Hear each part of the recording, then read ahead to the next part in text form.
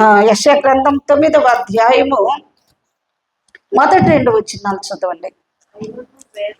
ఆయనను వేదన పొందిన దేశము మీద మబ్బు అంటే ఆ మబ్బు పట్టడము, ఆ మబ్బు శ్రమలకు, వేదనలకు, అసమాధానానికి సాదృశ్యంగా మనకు కనిపిస్తుంది. ఆయనను అంటే ఒకప్పుడు ఈ గలిలయ ప్రాంతం, నప్తాలి, జెబూలూను ప్రాంతాలు ఎలా ఉన్నాయి అంటే చీకటిలో కూర్చున్నటువంటి వారిగా ఉన్నారు, మరణ ఛాయలో కూర్చున్నటువంటి వారు, వేదనతోనూ దిగులుతోనూ మరణ భయముతోనూ నిరాశ నిస్పృహలతోనూ శ్రమల మధ్యలో నిష్ప్రయోజనముగా తృణీకరించబడినటువంటి ప్రాంతముగా మనకి ఇక్కడ ఈ ప్రాంతము కనిపిస్తుంది. చదువుమా.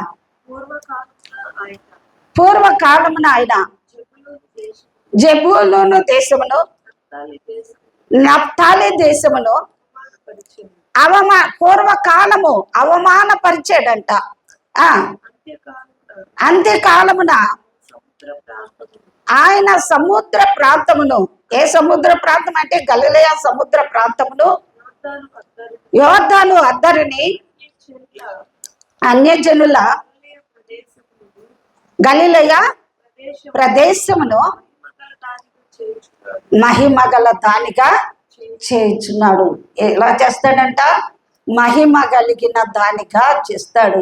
ఎలా చేస్తాడు అంటే అంత్యకాలములో, అంటే ప్రభువైన యేసుక్రీస్తు ఈ లోకానికి రావటము ద్వారా ఆ యేసుక్రీస్తు ఈ యొక్క నప్తాలి ప్రాంతమైనటువంటి గలిలయ ఆ సరిహద్దుల్లో, ఈ గలిలయ ప్రాంతాల్లో ఆయన జన్మించటము ద్వారా ఆ ప్రాంతంలో ఆయన బాప్తీసం పొందాడు. యోర్దాను నదిలో బాప్తీసం పొందాడు.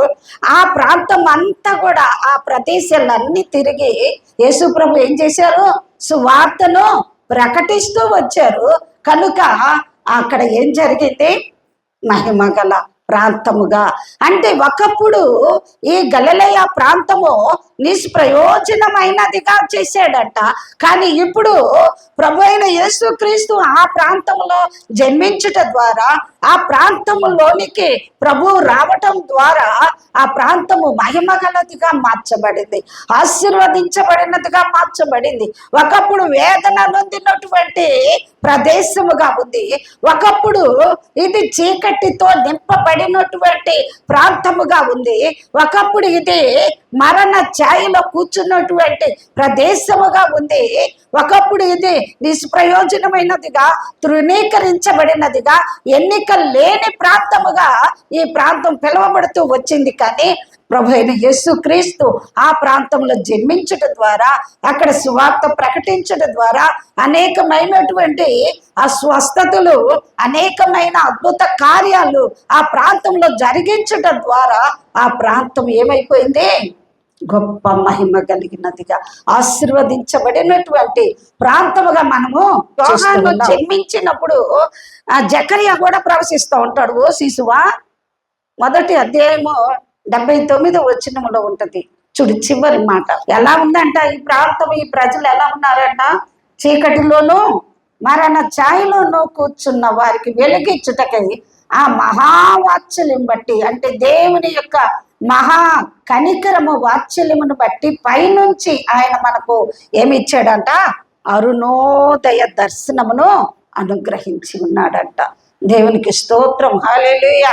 చీకటిలో మరణ ఛాయలో ఉన్నటువంటి ప్రజలకు, నిరాశ నిస్పృహలో ఉన్నటువంటి ప్రజలకు, నిష్ప్రయోజనముగా ఉన్నటువంటి ఆ ప్రాంతానికి, ఆ ప్రజలకు దేవుడు అరుణోదయ దర్శనమును అనుగ్రహించి ఉన్నాడంట. దేవునికి స్తోత్రం. ఆ ప్రాంతంలో ప్రభు అయిన యేసుక్రీస్తు జన్మించుట ద్వారా, ఆ ప్రాంతంలో ప్రభువు పెరిగి అక్కడ సువార్త ప్రకటించుట ద్వారా, ఆయన అద్భుతాలు, ఆశ్చర్యకార్యాలు చేయటం ద్వారా అనేకమైన గొప్ప కార్యాలను దేవుడు అక్కడ జరిగిస్తూ వచ్చాడు. ఆ ప్రజలు ఎంతగానో ధన్యులుగా చేయబడ్డారు, దీవించబడ్డారు. చీకటిలో ఉన్నటువంటి వారి జీవితాలు వెలుగులోనికి నడిపించబడ్డాయి. మరణ ఛాయలో, మరణపు నీడలో బ్రతుకుచున్నటువంటి వారి జీవితాలు నిత్య జీవాన్ని చూడగలిగాయి. దేవుని సువార్త ద్వారా అనేకులు దేవుని వైపుకు మళ్ళుకోవటము, రక్షించబడటము జరిగింది. దేవునికి స్తోత్రం. అంతేకాదు యేసుక్రీస్తు సువార్త ద్వారా ఆ ప్రాంతంలో ఆయన సంచరించి చేసిన పరిచర్య ద్వారా పేతురు, యాకోబు, యోహాను వంటి ఆంధ్రే లాంటి ఇలాంటి గొప్ప గొప్ప దైవ సేవకులు ఎక్కడి నుండి వచ్చారు? ఆ గలిలయ ప్రాంతం నుంచే వచ్చారు. ఎక్కడి నుండి వచ్చారండి? ఒకప్పుడు నిష్ప్రయోజనమైనటువంటి పట్టణమా ఆ ప్రాంతము. అయితే ఆ ప్రాంతంలో నుంచే ఎవరు వచ్చారు? భూలోకాన్ని తల్ల క్రిందులుగా చేసేటువంటి గొప్ప దైవజనుడు పుట్టుకొచ్చారు. కాబట్టి ఒకవేళ ఈ రాత్రి కలసంలో నీ జీవితము నిష్ప్రయోజనకరముగా ఉన్నదేమో, ఎవరికి ప్రయోజనము లేనదిగా, ఎవరికి ఉపయోగపడనిదిగా నీ జీవితం ఉందేమో, ఇంకా నీ జీవితం ఇంకా చీకటిలో కొట్టుమిట్టాడుతూ ఉందేమో, ఇంకా మరణ భయం నిన్ను వెంటాడుతూ ఉందేమో, ఈ ప్రభు అయిన యేసుక్రీస్తు నీ జీవితంలో ఉదయించినట్లయితే, ఈ అరుణోదయ దర్శనాన్ని నువ్వు పొందుకున్నట్లయితే నీవు కూడా ఆ నిత్యమైనటువంటి వెలుగును నువ్వు పొందుకోగలవు. ఆ మరణపు నీడలో నుంచి, ఆ మరణ ఛాయలో ఉన్నటువంటి నీ జీవితాన్ని నిత్య జీవములోనికి ఆయన దాటించగలడు. దేవునికి స్తోత్రం కలుగును గాక. మరణ భయం నిన్ను వెంటాడుతూ ఉందా? ఇంకా చీకటితోనే నీ జీవితం నింపబడి ఉందా? ఇంకా నిరాశ నిస్పృహలోనే ఉందా? నేను ఎవరికి ప్రయోజనం లేను, నా వల్ల ఎవరికి ఉపయోగం లేదు, ఇంకెందుకు నా బ్రతుకు, చస్తే పోద్దుగా అన్నట్లుగా నిరాశలో పడిపోయి ఉన్నావా? ఈ రాత్రి కాల సమయంలో దేవుడు మనకు మంచి శుభవార్తను తెలియజేస్తూ ఉన్నాడు. ఏంటి ఆ శుభవార్త?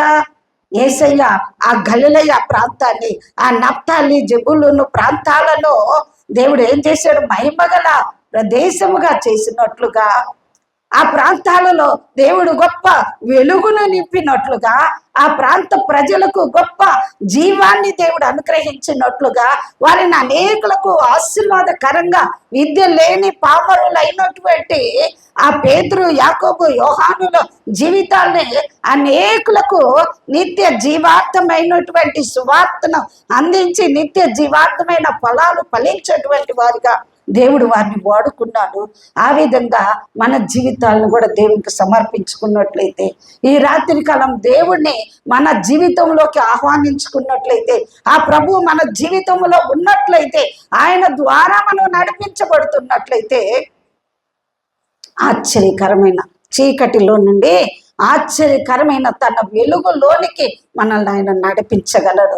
నడిపించబడినటువంటి, అంటే ఒకప్పుడు చీకటిలో ఉండి ఇప్పుడు ఆశ్చర్యకరమైన వెలుగులోనికి నడిపించబడినటువంటి మనం అందరము కూడా ఏం చేయాలి? ఆయన గుణ లక్షణాలను, ఆయన గుణాతిశయములను ప్రచురం చేసేవారిగా ఉండాలి. వెలిగించబడినటువంటి నీవు అనేకులను వెలిగించే వారిలాగా ఉండాలి. అర్థమవుతుందండి? ఏం చేయాలి?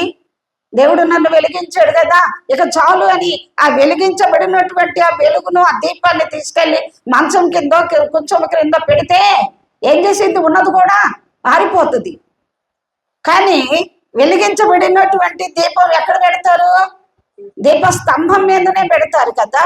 దేవుడు నిన్ను వెలిగించాడంటే నీవు ఇంకా అనేకులు వెలిగించడానికి దేవుడు నిన్ను వెలిగించాడు. దేవుడు నిన్ను బ్రతికించాడు. చావుకు లోనవుతున్నటువంటి వాళ్ళు ఎంతో మంది ఉన్నారు. పాపం అనేటువంటి స్థితిలో సచ్చి నశించిపోతున్నటువంటి వారు, పాపంలో కుళ్ళిపోతున్నటువంటి వారు, సమాధానం లేకుండా, నెమ్మది లేకుండా జీవిస్తున్నటువంటి వాళ్ళు ఎంతో మంది లోకంలో మన కళ్ళ ముందు కనిపిస్తూ ఉన్నారు. వాళ్ళకు మనం ఏం చేయాలి? ఈ నిత్య జీవపు మాటలను అందించాలి, ప్రార్థించాలి. అనేకుల కొరకు మనం ప్రార్థన పోరాటం సలపాలి, ప్రార్థన చెయ్యాలి, అనేకులకు దేవుని గురించి చెప్పాలి, వాళ్ళ అవసరతలను తెలుసుకొని వారి కొరకు ప్రార్థించే వారిగా, వారికి ఆదరణకరమైనటువంటి దేవుని మాటలు ఇతరులకు మనం చెప్పేవారిగా, వారిని దేవుని సన్నిధికి నడిపించే వారిగా ఉండాలి. ఒకప్పుడు చీకటిలో అంధకారంలో ఉన్నటువంటి ఈ పేతురు, యాకోబు, యోహాన్ల జీవితాలు కూడా అనేకులకు ఆశీర్వాదకరంగా వేల కొలది ఆత్మలను దేవుని సన్నిధికి నడిపించినటువంటి వారిగా మనం చూస్తున్నాం. ఆ విధంగానే పరిశుద్ధాత్మ దేవుడు మన హృదయముల్లో ఉండి మనల్ని నడిపించాలి. మన జీవితంలో ఇంకా ఎక్కడైనా చీకటి ఉంటే ఆ చీకటిని తొలగించుకుందాం. ఇంకా ఆ మరణ సంబంధమైనటువంటి పరిస్థితులు మనలో ఉంటే వాటిని కూడా దేవుని సన్నిధిలో పెట్టి ప్రార్థించినప్పుడు ఆ నిత్య జీవాన్ని మనము పొందుకొని ఆ యొక్క వెలుగుతో మన జీవితాన్ని నింపుకొని అనేకులను వెలుగు దగ్గరికే నడిపించే వాళ్ళగా ఉండాలి. ఆ గొల్లలు చేసినటువంటి పని అదే కదా. వెలుగును చూశారు, భయపడ్డారు. ఆ తర్వాత వెలుగు దగ్గరికి నడిపించబడ్డారు. ఆ వెలుగైన యేసును పూజించి ఆయనను ఆరాధించి మళ్ళా తిరిగి ఏం చేశారు? ఆ వెలుగును గురించి ప్రచురం చేసుకుంటూ వారు తిరిగి వెళ్ళారు.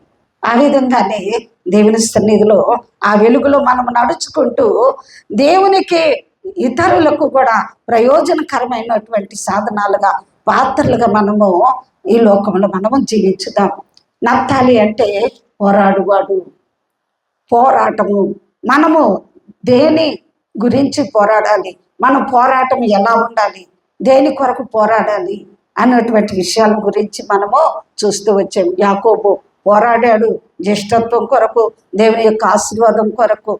అలాగనే ఎఫ్రా పోరాడాడు, కొలసి సంఘం అంతా కూడా సంపూర్ణులు కావాలి, దేవుని చిత్తంలో నిలిచి ఉండాలని చెప్పి. ఇంకా మరి ఆ యొక్క నిష్ప్రయోజనంగా ఉన్నటువంటి ఆ ప్రాంతంలోకి ప్రభు అయినటువంటి యేసుక్రీస్తు రావటము ద్వారా, అక్కడ ఆయన ప్రభు జన్మించడం ద్వారా ఆ ప్రాంతము మహిమ గలదిగా ఆశీర్వాదకరంగా ఎలా ఉందో ఆ ప్రభు అయిన యేసుక్రీస్తు మన జీవితంలో ఉండాలి. మనం అనేకులకు యేసు ప్రభువును అందించేవారిగా, అనేకులకు ఈ దీవెనను ఈ ఆశీర్వాదాలను పంచిపెట్టేవారిగా, అనేకులను వెలిగించేవారిగా దేవుడు మనల్ని అంతాన్ని కూడా తీర్చిదిద్దును గాక. అట్టి కృప దేవుడు మనకందరికి దయచేయను గాక. తలలు వచ్చినట్లయితే మనం అందరం కూడా ప్రార్థనలోనికి వెళ్దాం, ప్రార్థన చేసుకుందాం.